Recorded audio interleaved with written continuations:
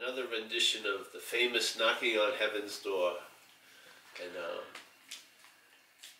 so here's a guy, there's a Heaven's Doors nearby, and this guy has been working really hard spiritually and practicing a lot and purifying, and he feels like he's ready to go into heaven. So he goes over there and he wants to have an interview with God. He knocks on the door, and then the door opens immediately, which throws him off a little bit. Where was God right behind the door or something? And the door opens up and he says, "God, can I come in?" And then God looks right at me, looks right at the guy and says, "Paul, you can't come in." So I get a little perplexed and bummed out, but that's God telling me that, so I walk away without throwing much of a fit. And I start practicing even more. I really work hard at it. Instead of doing 2 hours a day, I'm 4 hours of meditation, pure vegan, no sex, I'm celibate, and all like this. And then I figure after about 8 years, I'm ready. I'm ready for the kingdom of heaven, you know. So I go back there and knock on the door, and immediately it throws me off again. The door opens up like immediately. What the hell? God's like right at that door when I knock on it.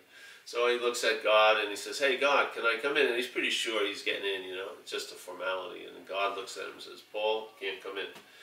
So now he just says, "Fuck you, God," basically. And then he says, "I'm giving up this shit."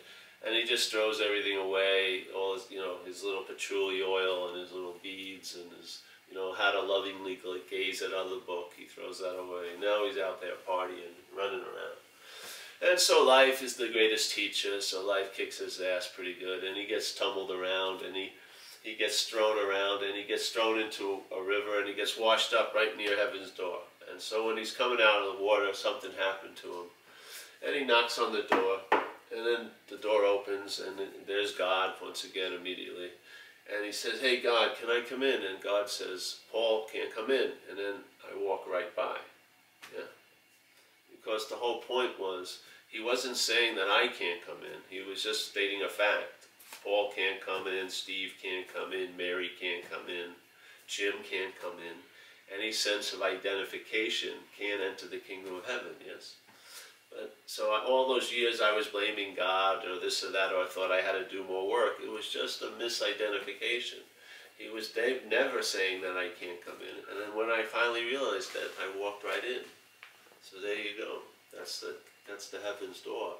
So how much longer do we want to wait, you know? I mean, you would think that if you were entering Heaven's Door, the requirements you would have to meet was heaven's, which is, I believe, always available at all times with no requirement necessary.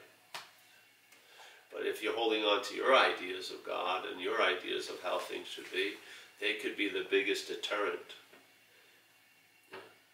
So like our great Zen treatise says, you don't need to seek the truth, you just need to stop cherishing your own opinions. Yeah?